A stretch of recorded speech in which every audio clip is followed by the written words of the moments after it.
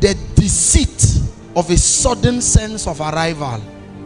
This thing we call confidence can be very derailing, where you are doing something wrong and nobody can stop you. For many of us, we may not have results, but our pride is the impedance to our going for counsel. Scripture tells us that in the multitude of counselors there is safety. You don't even know the secret to the prosperity that you're seeing your father enjoy, yet you are already craving for independence. That's one of the things that has made a lot of the young people in our day to go into all manner of vices. Some are killing people as teenagers for money that if they put in their hand, they won't know what to do with it. That's the prodigal son. There's no problem. If you want the properties, you can get them. If you want the money, get it. But do you have vision? Because provision without vision is a misplacement of divine order. Provision means that vision should precede provision. When provisions comes too early, it kills a man. I want you to know that God doesn't grow people so that they can become independent. The principle of the kingdom has nothing to do with independence, but has everything to do with interdependence. That something must be a precursor of something is the law of nature and life. The same thing with your life. God has not created you to self-exist, but to coexist. Now I can do without my father. What, you know, some of you have that stuff when you were becoming adolescents, you know. Nothing. Don't push me around. Don't throw me around. Nobody tells me what to do.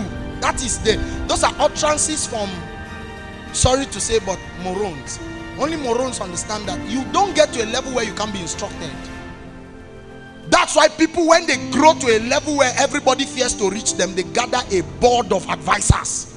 Have you heard of that committee in your government and in big parastatals?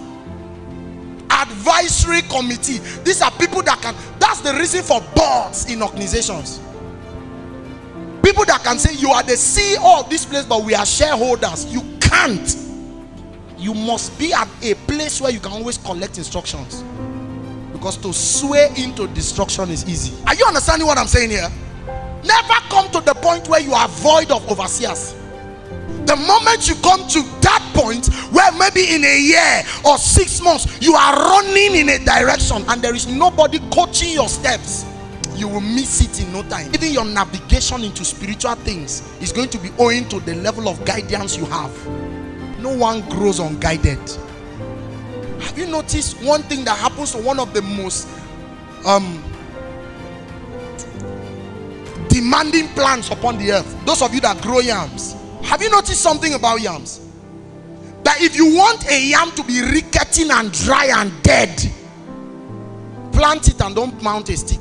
That's the power of guidance.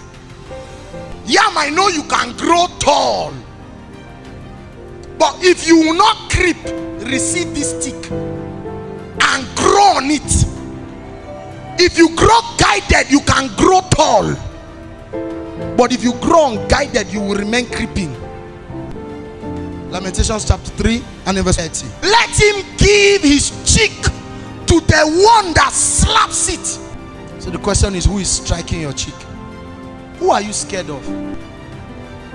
Your boss. Hey God. Nobody tells me what to do. The destiny of such a person is the yam without a stick.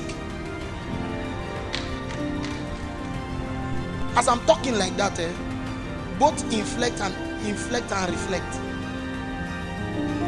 The reason for some people's nonsense existence is because their cheek is void of a slapper. Nobody is slapping your cheek. Let me tell you, I'm breaking out of their shells. I'm breaking out. That thing is going to destroy you. You started it in your house. You began to get angry with the instructions of your mother and father. Now you are in church. You will not do even as the pastor says. You will not do as your leader says. It starts like that. That's highway to destruction. You must have listening ears and slappable cheeks. Somebody must have the capacity to instruct you, and you don't understand what they are saying, yet you are doing it. The proof that you are under such hand is that instructions come that you don't understand, but you don't do it after you have understood. It's even while you are doing that you now understand. Sometimes you do and finish, you didn't still understand. Just in case you are in a political sphere, you are in an academic sphere and all of that. I know you are so brilliant, but you need the guidance of your senior colleagues to help you, sir. You want to handle money you have not handled all your life. While the money enters your hands, stay around people that know how to manage this level of resources, so that it doesn't disappear in thin air. The problem is not to make money. The problem is to keep making money and to stay rich.